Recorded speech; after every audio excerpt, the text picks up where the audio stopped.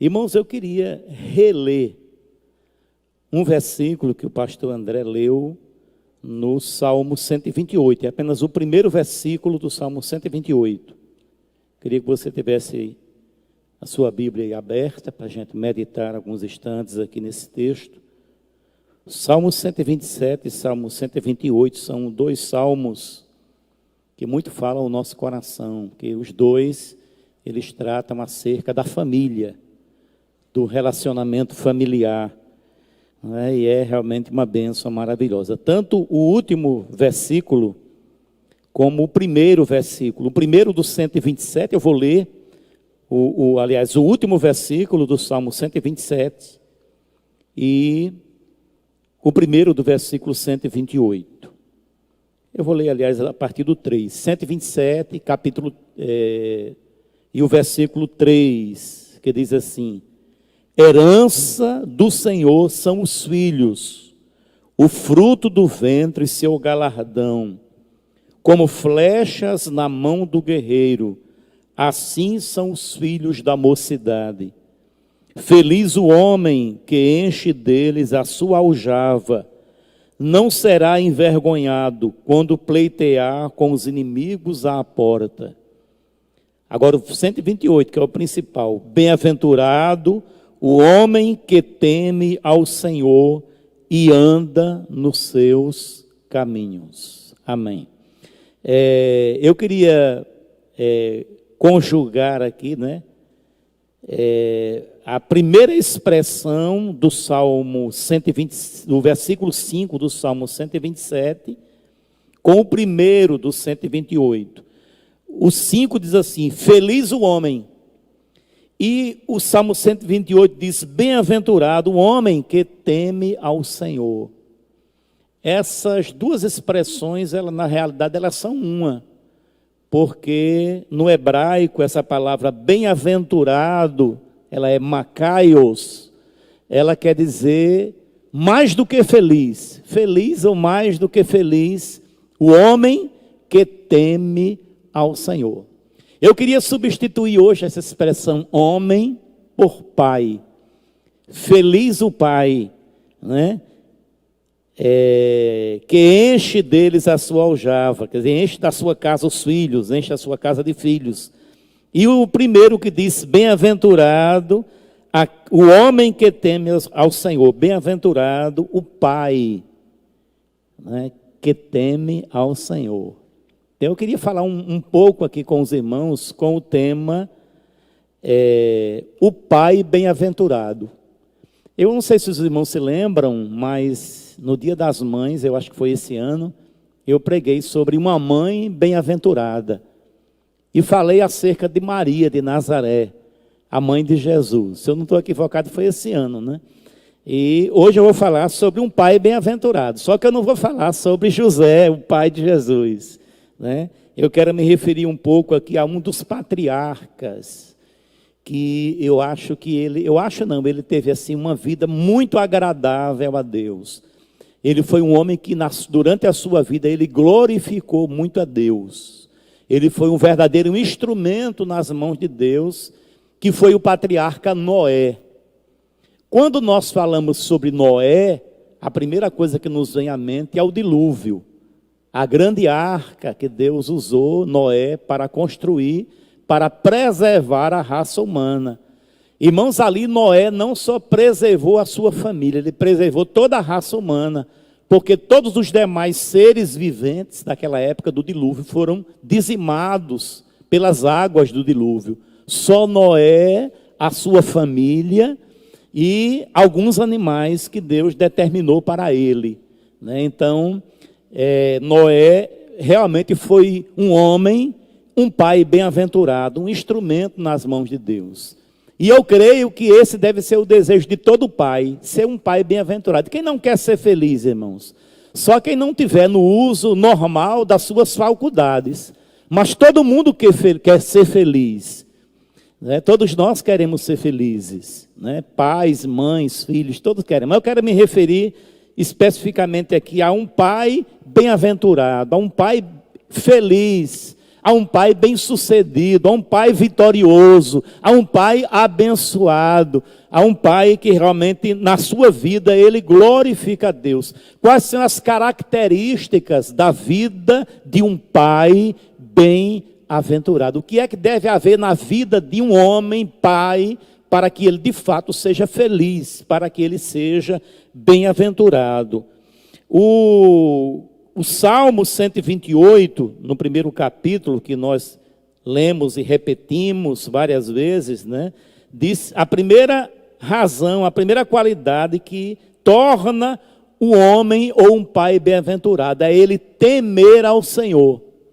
Para temer ao Senhor é preciso conhecê-lo. Então eu queria inclusive trocar aqui nessa palavra temer por conhecer. Bem-aventurado o homem que conhece ao Senhor, o homem que vive com o Senhor, o homem que teme a Deus, o homem que vive com Deus. Um dos grandes teólogos do passado, Agostinho de Hipona, ele disse uma expressão muito importante. Ele disse que a infelicidade do homem é causada pela sua separação de Deus.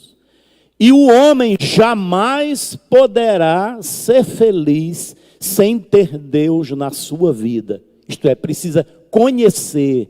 Não conhecer apenas de ouvir falar, de ouvir dizer, mas conhecer na sua experiência pessoal. O homem precisa conhecer a Deus. E quando o homem conhece a Deus, conhece a sua glória, conhece a sua soberania, conhece o seu amor, conhece a sua bondade, conhece a sua misericórdia, conhece a sua santidade, então ele passa, e conhece a sua soberania principalmente, então logo ele passa a temer a Deus, por causa da sua grandiosidade. Então, irmãos, o homem, nenhum pai será feliz sem Deus na sua vida. Então isso é fundamental, isso é taxativo. O homem, para ser feliz, um pai para ser feliz, ele precisa conhecer e ter Deus na sua vida, porque o homem jamais poderá ser feliz distante de Deus, sem ter Deus na sua vida, porque Deus é a origem da vida, tudo está em Deus. Deus é a fonte da felicidade, Deus é a fonte da alegria, Deus é a fonte da paz. Em Deus está a verdadeira razão de existir e de viver. Deus é a razão da nossa vida. Então o homem sem Deus, ele não tem razão, ele não tem alegria, ele não tem paz, ele não tem esperança.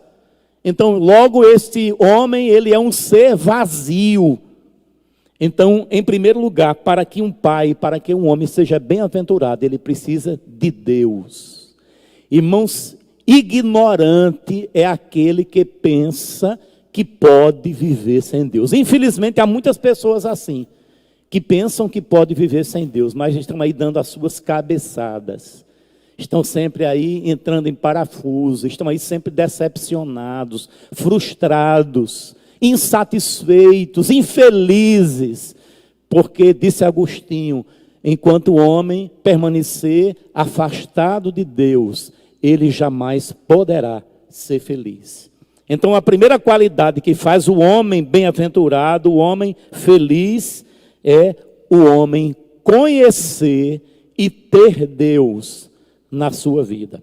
Agora, eu queria ir para o livro de Jó. Aliás, o livro de Jó, exatamente aqui. O livro de Jó. Eu até me atrapalhei e falei aqui de Noé, porque eu sempre ligo Noé a Jó. Mas é o livro de Jó, que é o livro que antecede o livro de Salmos. E aqui, irmãos, nós encontramos no livro de Jó a história da sua vida.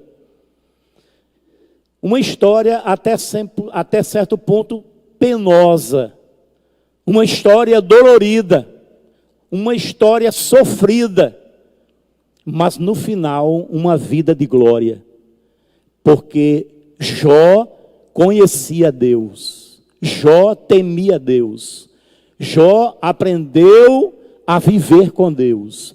E eu vou ler aqui alguns versículos e a gente vai ver aqui essa história de Jó, pelo menos um pouco. E diz aqui no capítulo 1: havia um homem na terra de Uz, cujo nome era Jó, homem íntegro e reto, temente a Deus e que se desviava do mal. Possuía 7.000 ovelhas, 3.000 camelos, 500 juntas de boi, 500 jumentas, e era também muito numeroso o pessoal ao seu serviço, de maneira que este homem, Jó, era o maior de todos do Oriente. Seus filhos iam às casas uns dos outros e faziam banquetes, cada um por sua vez, e mandava convidar as suas 3 irmãs a comerem e beberem com ele. Decorrido o turno de dias de seus banquetes, chamava Jó aos seus filhos e os santificava. Levantava-se de madrugada e oferecia holocaustos, segundo o número de todos eles, pois dizia: talvez tenham pecado os meus filhos e até blasfemado contra Deus em seu coração. Assim o fazia Jó continuamente.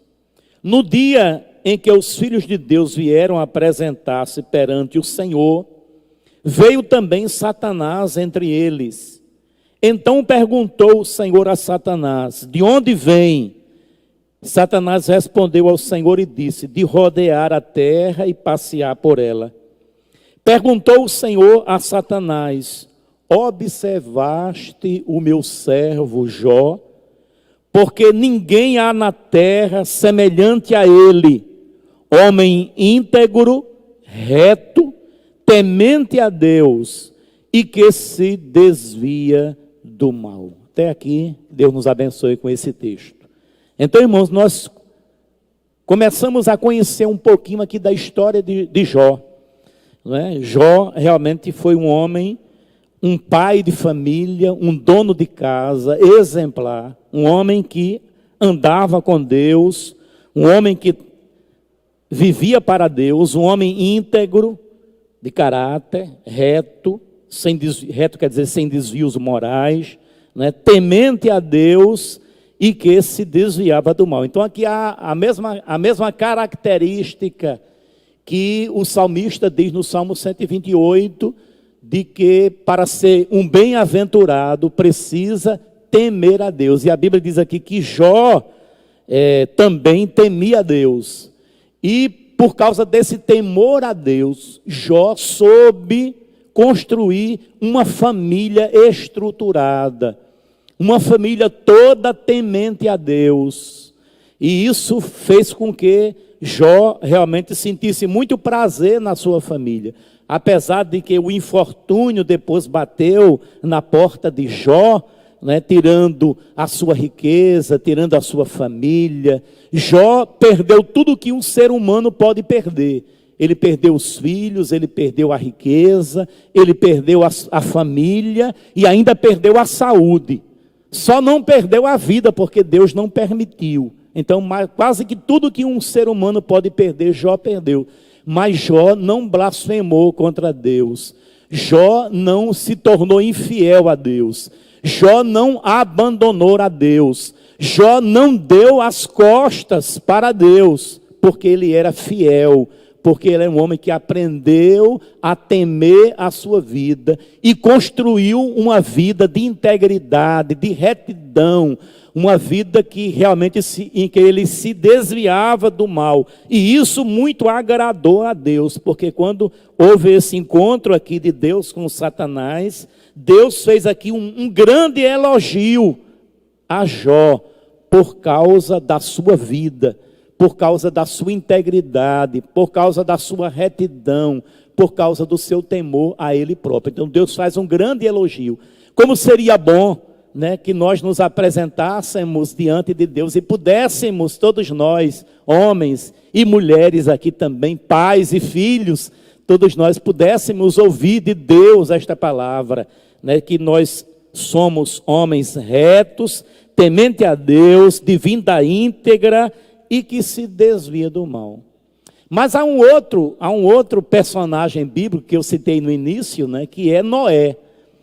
A Bíblia também diz que Deus fez referências a Noé com essas mesmas qualidades aqui que Deus viu em Jó. E eu disse que sempre que nós lemos a Bíblia e começamos a ver a história de Noé, nos vem à mente o dilúvio e a arca, não é verdade? Mas nunca nos vem à mente coisas tão importantes que aconteceu na vida de Noé, talvez até mais do que a construção da arca. Porque Noé não foi só vencedor porque ele construiu uma arca que Deus mandou, mas Noé, ele foi um grande construtor, porque primeiramente ele construiu uma vida reta diante de Deus. Ele construiu uma vida que realmente glorificou a Deus. Ele construiu uma vida que honrou a Deus. E ele foi tão abençoado por Deus que Deus o usou como instrumento para preservar a raça humana, como eu disse há pouco tempo. Então Jó, ele foi uma bênção, ele foi um grande patriarca, ele foi um grande homem de Deus, mas ele foi um grande pai, porque assim como Jó, ele também construiu uma família sólida, uma família estruturada, uma família temente a Deus, uma família unida, onde havia amor, onde havia respeito, onde havia obediência, onde havia submissão e, acima de todos tinham no coração o temor de Deus. Então Jó foi um grande construtor, porque além de construir uma vida sólida, uma vida estruturada em Deus e com Deus, ele também construiu uma família estruturada. E a gente vai ver isso, né? Que a Jó estava lá trabalhando, construindo a arca, e toda a família estava ali unida, cooperando, ajudando, trabalhando juntos, servindo juntos ao Senhor, fazendo a obra de Deus, toda a família junta e unida. Irmãos, e isso é algo maravilhoso, né? Se nós queremos também ser pais bem-aventurados, temos que construir uma família sólida. Temos que sermos bons administradores da nossa casa. E como pais, irmãos, nós temos a grande responsabilidade de ensinar aos nossos filhos o temor a Deus, ensinar os nossos filhos a amar a Deus, a servir a Deus, e como família integrada e unida, né, possamos juntos servir ao Senhor. Porque também uma das razões que levaram, né, tanto Jó como Noé a serem bem-sucedidos e a serem abençoados por Deus, além do temor, foi exatamente isso: construir uma família unida e juntos, que amavam a Deus, temiam a Deus e serviam a Deus. Então nós precisamos, como pais, hoje, né, trabalhar para construir assim uma família sólida, onde o amor, né, a compreensão, o carinho, a harmonia, a paz seja trabalhada entre cada membro da família, entre pais e filhos, filhos e pais. Os nossos lares precisam ser verdadeiras comunidades de amor, aonde todos amam e aonde todos se sentem amados, e que todos sejam bênção na vida dos outros, cada um na sua função. O pai, né, como chefe de família, como sacerdote do lar, né, cuidando dos filhos, orando pelos filhos, intercedendo pelos filhos, ensinando os filhos a palavra de Deus, ensinando os seus filhos a amarem a Deus, a honrarem a Deus, a servirem a Deus, em família, todos juntos. O pai, principalmente, que é o cabeça do lar, precisa sempre dar o exemplo. O pai há pais que só vivem ensinando, chamando a atenção, ensinando, mas não ensinam com o exemplo. Tem que não só viver ensinando, mas acima de tudo, ensinar vivendo. Porque o exemplo, irmãos, é algo maravilhoso. Alguém já disse que a eloquência, como é que diz aqui? Esqueci a palavra aqui. A eloquência, ela chama assim a atenção das pessoas, mas o exemplo arrasta, né? Enquanto as palavras, os ensinamentos tocam o coração, né? E às vezes emocionam, a palavra que eu queria era essa, né? A eloquência emociona, mas o exemplo arrasta, né? Então os pais precisam, na realidade, ser exemplo para os seus filhos, né? Então a gente vê aqui que tanto Jó como Noé, ambos foram homens que construíram suas vidas em Deus e construíram também as suas casas, as suas famílias em Deus. E por isso foram abençoados, foram felizes, foram taxados ou chamados por Deus de bem-aventurados. Aqui Jó, né, ele ensinou de fato aqui, ele construiu realmente uma família unida, porque dá para inferir, tirar aqui pelo texto, né, que os filhos já estavam casados, tanto os homens como as mulheres, cada um na sua casa, cada um com seus deveres, cada uma com as suas obrigações, com suas ocupações, mas diz a Bíblia que eles sempre se reuniam. Quando um fazia festa, chamava os irmãos e as irmãs, e sempre estavam juntos, unidos. E eles aprenderam isso quando, irmãos? Aprenderam quando eram crianças, serem unidos. Aprenderam através do ensinamento de Jó e da sua esposa. Então é importante, né, os pais levarem os filhos a se amarem, a serem unidos, a temerem a Deus, a amarem a Deus, a estarem na presença de Deus. Então nós vemos isso aqui de maneira muito clara aqui. Jó, tanto Jó como Noé, construiu, além de uma vida para a glória de Deus, também construíram uma família para a glória de Deus. E Noé, ele foi mais além, porque na realidade ele construiu a arca, a grande arca que foi o instrumento de Deus para a salvação da raça humana, a preservação da raça humana. E essa arca, ela é uma tipologia de Cristo. Todos aqueles que entram na arca, todos os que entraram na arca foram salvos. E todos que ficaram fora da arca se perderam, Então a arca é um tipo de Cristo. Então nós precisamos entrar na arca. Essa arca aí é Cristo. Só em Cristo há salvação, Os que não entrarem por Cristo se perderão eternamente. A Bíblia é muito clara quando mostra que não há outro caminho fora de Cristo. No mundo há muitas religiões. As pessoas inventam religiões, criam religiões, mas nenhuma religião salva, porque nenhuma religião soluciona o problema do pecado, que condena e mata o homem. Então, só falar em religião não resolve. A única coisa que resolve é ter Deus no coração. Só quem tem Deus no coração pode ser feliz, pode ser uma pessoa, um pai, uma mãe, um filho realmente bem-aventurado.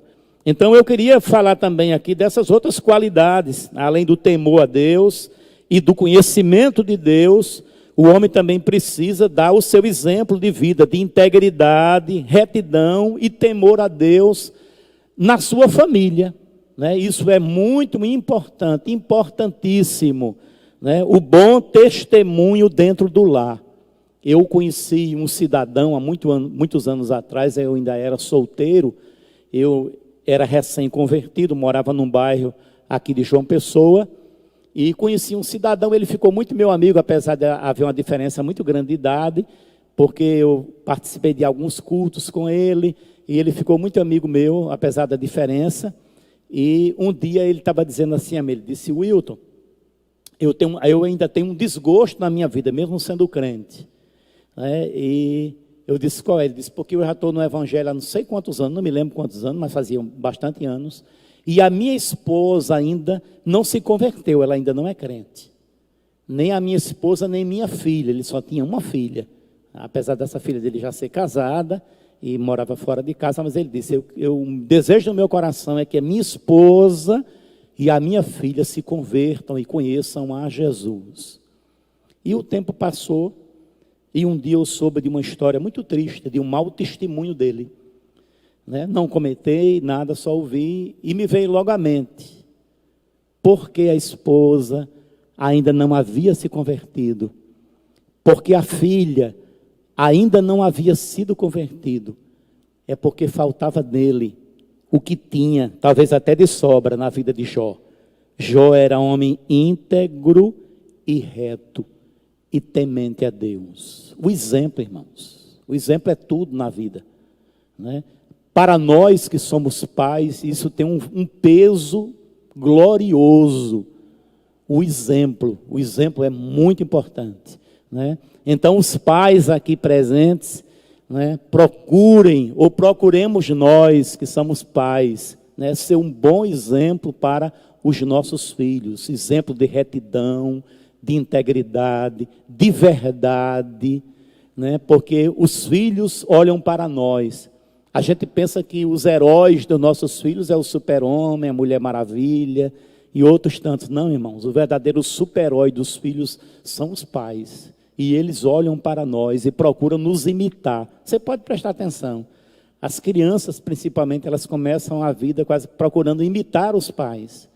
Então, é muito importante isso aqui, né, para que nós sejamos pais bem-sucedidos, pais abençoados, pais bem-aventurados.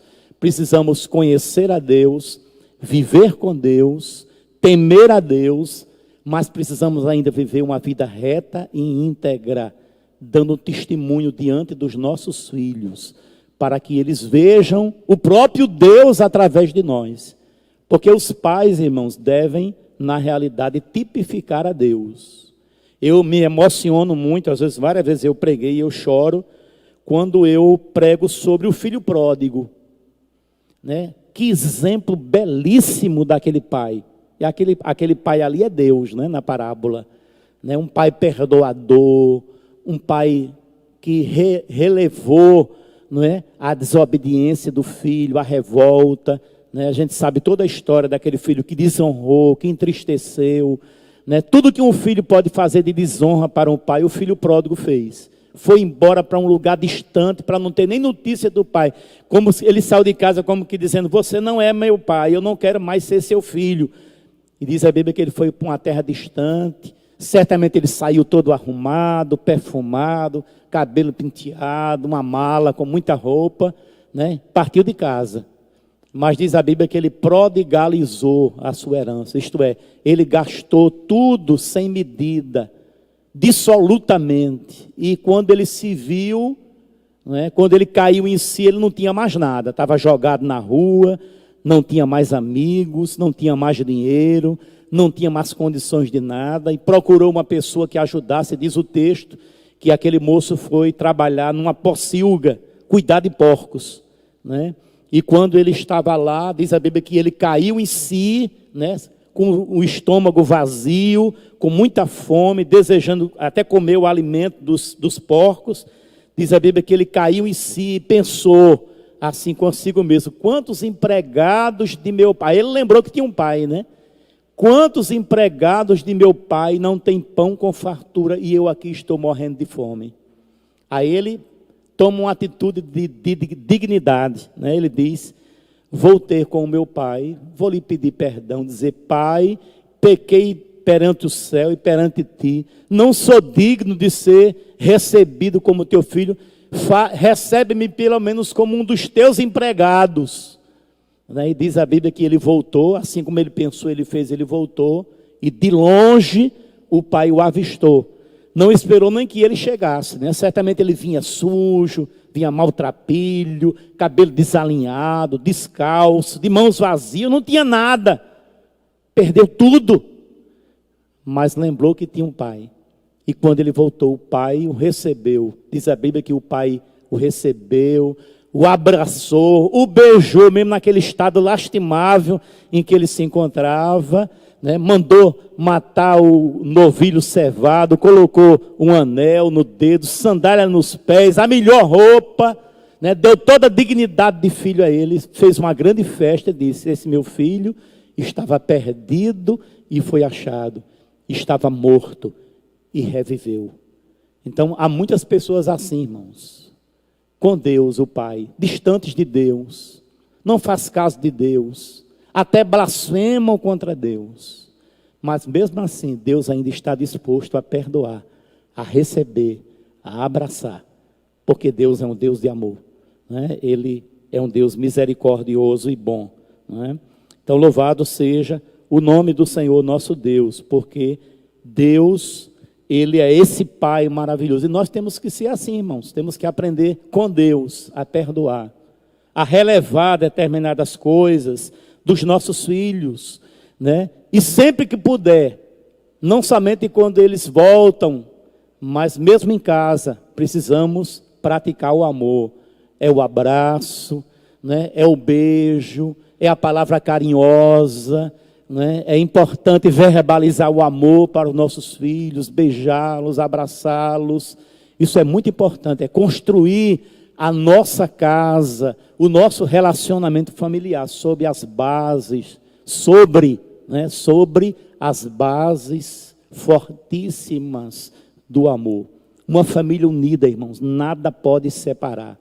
Diabo nenhum pode destruir uma família unida, uma família onde todos se amam, onde todos se respeitam, onde todos se abraçam. Isso é maravilhoso e lindo, e é agradável a Deus. Uma família íntegra, né? Uma família temente a Deus, uma família que ama a Deus, uma família que serve a Deus juntos, né? Para o louvor da glória do seu nome, a exemplo de Jó e de Noé. Então nós, como pais, precisamos, irmãos, temer a Deus, viver com Deus, né? Precisamos ter uma vida íntegra e reta e temente a Deus, nos desviando sempre do mal, para que possamos assim sermos pais ou homens bem-aventurados, isto é, mais do que felizes, porque a palavra bem-aventurado quer dizer mais do que felizes, amém? Então o desejo do meu coração é que cada pai aqui trabalhe essas verdades na sua vida, construa a sua vida primeiramente, né, no temor do Senhor, honrando a Deus, servindo a Deus, vivendo retamente, vivendo de maneira íntegra e ao mesmo tempo cuidando bem da família, para que tenha uma família estruturada, uma família unida, uma família que adore, que louve e que sirva a Deus, todos unidos para a glória de Deus, amém? Então meu desejo para você, pai, tanto os que estão presentes aqui, como os que estão nos assistindo, é que você seja um pai bem-aventurado para a glória de Deus. Deus nos abençoe, Deus nos dê a sua graça, Deus nos ajude, tenha misericórdia de nós e nos faça realmente felizes na sua presença e para a glória do seu nome. Em nome de Jesus, amém.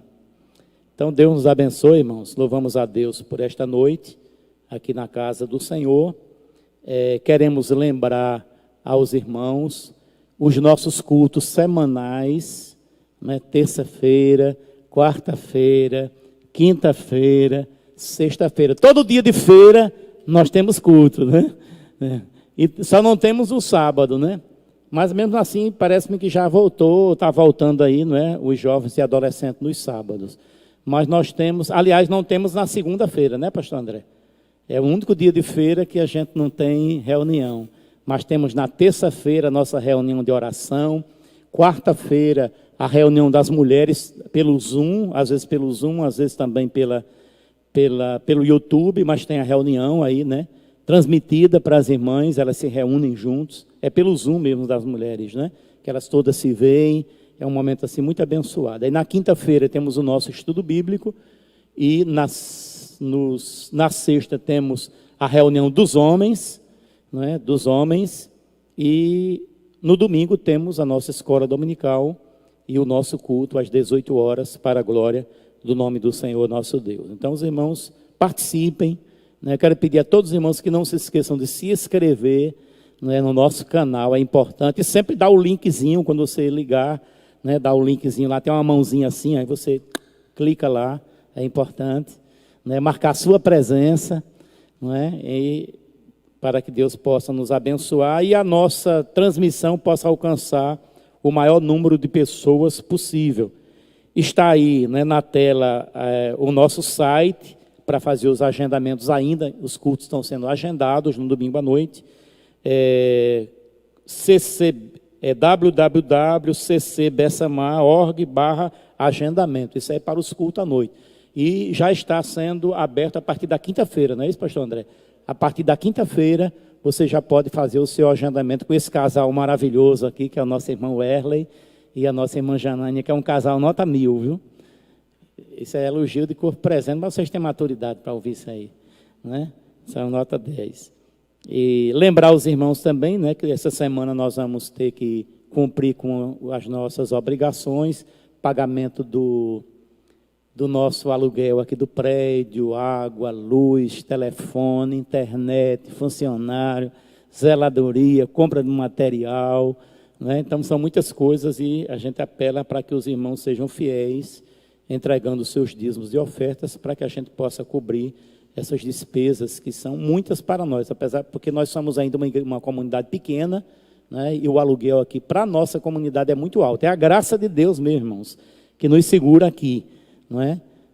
Mas nós louvamos a Deus e louvamos porque Ele tem sido fiel e não tem deixado faltar. Deus é fiel demais, né? Deus é fidedigno, usando o superlativo absoluto, né, pastor André? Então, que Deus nos abençoe, dê a todos uma semana abençoada e todos os pais aqui recebam o nosso abraço, que o desejo do nosso coração é que realmente cada um seja um pai assim, muito bem-aventurado, muito feliz, muito realizado com a sua família, né? Que possam ser sacerdote no seu lar, cuide bem da sua família, leve seus filhos a ler a Bíblia, a orar, né? Procure sempre estar juntos, abraçando, beijando. Isso é muito importante, irmãos, na família. A família unida não tem coisa mais bonita, né? A gente costuma dizer como é bonita a família de fulano, eles são todos unidos. Mas quando não é, né? Aí diz assim, aquilo não é uma família, é uma isso assim, assim, né? Tem um bocado de termos assim pejorativos para uma família que não é unida, mas quando diz assim, aquela família é uma família unida, é uma família realmente que serve a Deus.